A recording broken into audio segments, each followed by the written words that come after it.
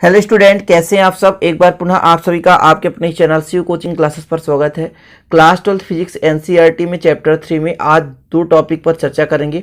एक तो विद्युत चालकता या विद्युत चालकत्व जिसे बोलते हैं, दूसरा है प्रतिरोधकता। दो के बारे में चर्चा करेंगे। तो चलिए स्टार्ट करते हैं। लेकिन ये वीडियो अच्छा लगे तो लाइक जरूर कर देना और नए हैं तो चैनल को सब्सक्राइब कर बेल आइकन भी प्रेस कर लेना। तो सबसे पहले चर्चा करेंगे विद्युत चालकत्व या विद्युत चालकता।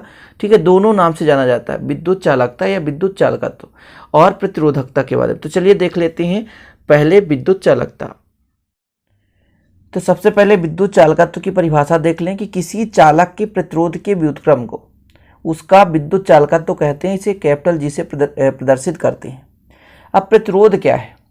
जैसे आपके पास एक परिपथ है और परिपथ में एक चालक तार लगा हुआ है, तो उस चालक तार के कारण उस परिपथ में बहने वाली धारा में जो रुकावट उत्पन्न होता है उसे क्या कहते हैं? प्रतिरोध कहते हैं। प्रतिरोध का मतलब होता है बहने वाली धारा में रुकावट होना, है ना। जैसे आपके पास एक परिपथ है जिसमें सेल लगा हुआ है जिससे विद्युत धारा प्रवाहित हो रही है। अब उसमें कोई एक ऐसा चालक तार है जो कि उसमें बहने वाली धारा का क्या करता है? रुकावट उत्पन्न करता है या उसको रोकता है, तो उसे क्या कहते हैं? प्रतिरोध कहते हैं। और प्रतिरोध का व्युत्क्रम ही कहलाता है विद्युत चालकत्व। ठीक है, किसी बुक में विद्युत चालकता लिखा रहता है तो आपको कंफ्यूज नहीं होना। क्लियर? तो प्रतिरोध का व्युत्क्रम ही क्या कहलाता है? विद्युत चालकत्व कहलाता है। इसे कैपिटल जी से प्रदर्शित करते हैं। आप प्रतिरोध को कैपिटल आर से दर्शाते हैं तो जी बराबर 1/r कर देंगे, क्योंकि जो जी है वो विद्युत चालकत्व है और वो प्रतिरोध का व्युत्क्रम है, तो 1/r हमने कर दिया। इस प्रकार शब्दों में यदि देखा जाए तो विद्युत चालकत्व बराबर 1/प्रतिरोध हो जाएगा। क्या हो जाएगा? 1/प्रतिरोध हो जाएगा। अब चूंकि आपको पता है R बराबर V/I होता है, R बराबर V/I, तो यदि आप यहाँ पर V/I करेंगे तो I ऊपर चला जाएगा। समझ रहे हैं? यदि यहाँ पर आप कर देंगे R बराबर V/I तो I क्या होगा? ऊपर चला जाएगा, तो ये हो जाएगा I/V। हमने R के जगह वैल्यू रख दिया। यहाँ पे R के जगह वैल्यू, R का मान है V/I, तो यहाँ पर हमने रख दिया। तो ये संबंध भी है। जैसे यदि पूछ दे कोई धारा और विद्युत चालकत्व में क्या संबंध है, तो G बराबर I/V। और यहाँ पर जो है V यानी एक विभव है, तो विभव और विद्युत चालकत्व में क्या संबंध? तो यही चीज़ है। तो इस प्रकार से जो आपने देखा विद्युत चालकत्व तो क्या है? प्रतिरोध का व्युत्क्रम। और इस प्रकार से दो फार्मूले भी आप लोग इससे तैयार कर सकते हैं। ठीक है, R बराबर जो है आपका V/I, इस पर हम वैल्यू रखते हैं तो ये आ जाता है। और G बराबर दो फार्मूले, मतलब 1/R और एक I/V। ठीक है, आगे देख लें। इस प्रकार किसी चालक का विद्युत चालकत्व तो उसमें बहने वाली धारा और उनके सिरों के बीच लगाए गए विभवांतर के अनुपात के बराबर होता है। इससे ये समीकरण आप 2 दे दो और इससे निष्कर्ष निकलता है कि I जो है धारा है और V क्या है? विभव है, अर्थात विभवांतर है। तो जो विद्युत चालकत्व है, ठीक है, तो परिपथ में बहने वाली धारा और उनके बीच उत्पन्न जो विभवांतर है, लगाया गया विभवांतर है, उन दोनों के अनुपात के बराबर होता है। यहाँ पर इससे क्या निष्कर्ष निकलता है? जो विद्युत चालकत्व है वो प्रतिरोध का व्युत्क्रम है। लेकिन यहाँ से निष्कर्ष निकलता है कि G बराबर I/V। I का मान है विद्युत धारा और V मतलब विभवांतर। यानी आपके पास चालक तार है, उसके सिरों के बीच हम विभवांतर उत्पन्न करते हैं, तो विभवांतर के समानुपाती होता है धारा, आपको पता है। और धारा में जो रुकावट उत्पन्न करता है उसे हम प्रतिरोध कहते हैं। और विद्युत चालकत्व प्रतिरोध का व्युत्क्रम है या बहने वाली धारा और उनके सिरों के बीच लगाए गए विभवांतर के अनुपात के बराबर होता है। तो ये आपका समीकरण 2 और 1 दो परिभाषा बताता है।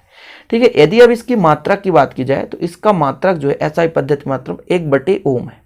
अर्थात ये ओम जब ऊपर जाता है तो ओम इनवर्स हो जाता है, या इसे मुहों से दर्शाते हैं। ठीक है ना, मुहों। ठीक है, मुहों तो MHO मुहों होता है। ठीक है, और इसका संकेत ओम ये होता है। ओम तो इनवर्स ऊपर जाएगा तो -1 हो जाएगा। तो SI पद्धति में मात्रक विद्युत चालकता है विद्युत चालकत्व का ओम इनवर्स होता है। क्या होता है? ओम इनवर्स होता है। आगे देखा जाए तो देखा जाए यहाँ पर लिखा है साइमन भी कहते हैं, मतलब मुहों को साइमन भी कहते हैं। और इसका विमीय सूत्र, तो यदि आपसे विमीय सूत्र बन रहा है किसका? R का, तो आप इसका आसानी से निकाल सकते हैं। ठीक है, R का विमीय सूत्र मैंने निकलवाया था इसके पिछले वीडियो में, तो आप लोगों ने देखा होगा। तो 1/R करके अपन इसका विमीय सूत्र निकाल सकते हैं, जिससे R का क्या होता है? इसका अपोजिट होगा। M के पावर 1 होता है, L के पावर 2 होता है, T के पावर -3 होता है और 1 पावर -2 होता है। जब अपोजिट करते हैं तो विद्युत चालकत्व का आ जाता है। तो ये विद्युत चालकत्व से संबंधित जो भी आपका इंफॉर्मेशन जो टॉपिक है वो क्लियर हो चुका है। और इसके आगे जो आपका प्रतिरोधकता है, तो चलिए अब देख लेते हैं प्रतिरोधकता के बारे में, क्योंकि विद्युत चालकता इतना ही है जितना मैंने करा दिया, इतना आप तैयार कर लेंगे काफ़ी है। तो अब समझते हैं प्रतिरोधकता है क्या चीज़। इसको अच्छे से समझना है तभी आपको समझ में आएगा।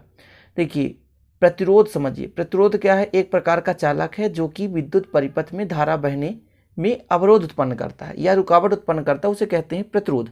अब प्रतिरोध जो है किस किस पर निर्भर करता है, तो एक तो चालक तार की लंबाई पर, एक तो चालक तार की लंबाई पर और चालक तार के क्षेत्रफल पर।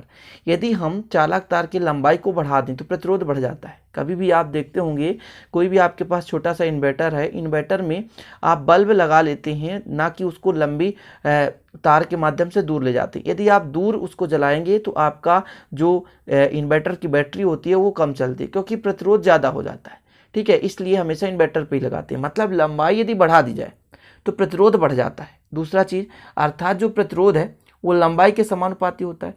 और दूसरा यदि क्षेत्रफल बढ़ा दें, यदि क्षेत्रफल बढ़ा दें तो प्रतिरोध कम हो जाता है। दो चीज़ें आप समझ लें। तो यहाँ पर लिखा है किसी चालक का प्रतिरोध उसकी लंबाई है ना, अनुप्रस्थ परिच्छेद के क्षेत्रफल, चालक के पदार्थ की प्रकृति एवं ताप पर निर्भर करता है। तो मुख्य रूप से आपको देखना यहाँ पर लंबाई और क्षेत्रफल पर।